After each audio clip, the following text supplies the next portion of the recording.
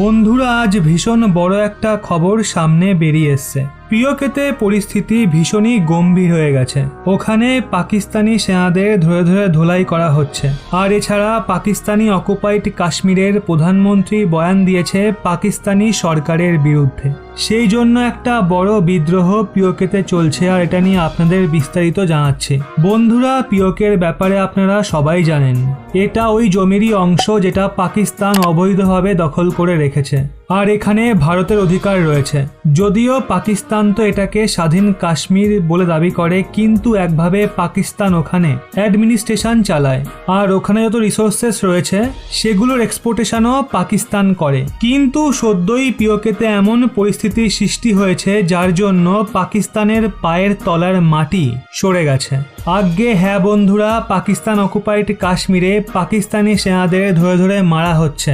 এখন আপনারা বলবেন কেন, সেটাও আপনাদের বলছি। কিন্তু তার আগে একটা কথা আপনাদের বলতে চাই, পিওকেতে চীন এখানে ভারতকে লাভ দিচ্ছে। হ্যাঁ, একদমই ঠিক শুনেছেন। এখন আপনারা বলবেন কেন? তো বন্ধুরা, এই এলাকায় পাকিস্তানের জন্য চীন এখানে ডিফেন্স সিস্টেম ইনস্টল করছে। আর ভারতের জন্য এটা কোনো চিন্তার ব্যাপার নয়, বড় একটা খুশির খবর। কিভাবে? বন্ধুরা, এটা ওই ডিফেন্স সিস্টেম যেটার কিছুদিন আগেই খারাপ হওয়ার খবর এসেছিল। আজ্ঞে হ্যাঁ বন্ধুরা, এর মিসাইলগুলো নিষ্ক্রিয় হয়ে গেছে। আর এটাই পাকিস্তান পিওকে রিজিয়নে ইনস্টল করছে চীনের তরফ থেকে। কিন্তু ভারতের এখানে সুবিধা রয়েছে, কারণ পাকিস্তানের যে ডিফেন্স সিস্টেম রয়েছে সেটা কাজই করে না। আর এর মেরামতির জন্য মাঝে মাঝেই চীন থেকে লোক আসে, কিন্তু তারপরেও এটা ঠিকমতো কাজ করে না। কেননা আপনারা মেড ইন চায়না প্রোডাক্টের ব্যাপারে তো জানেনই। আর এর রেঞ্জ কেবল 40 থেকে 50 কিলোমিটার, যেখানে ভারতের সাধারণ মিসাইলগুলোর রেঞ্জই 70 থেকে 80 কিলোমিটার হয়। তাই এক্ষেত্রে ভারতের ফাইটার জেট ওই মিসাইল ডিফেন্স সিস্টেমের রেঞ্জের ভেতরে না ঢুকেই অ্যাটাক করতে পারবে পাকিস্তানকে।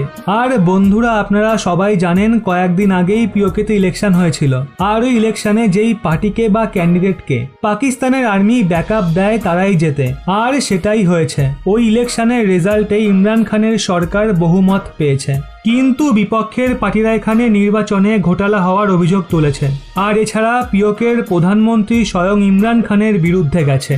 আর উনি এটা বলেছেন নির্বাচনে অনেক ঘোটালা হয়েছে। উনি স্বয়ং নিজে বিদ্রোহ চালু করে দিয়েছে।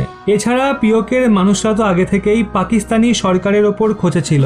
আর ঘোটালা হওয়ার অভিযোগ ওঠার পর তো পরিস্থিতি আরো বিগড়ে গেছে। পিওকেতে লাগাতার পাকিস্তানি সেনাদের বিরুদ্ধে বিদ্রোহ হচ্ছে। এমনকি রিপোর্টও তো এমনও সামনে বেরিয়ে আসছে, পিওকের কিছু কিছু জায়গায় ওখানকার নাগরিকরা পাকিস্তানি সেনাদের ধরে ধরে মেরেছে।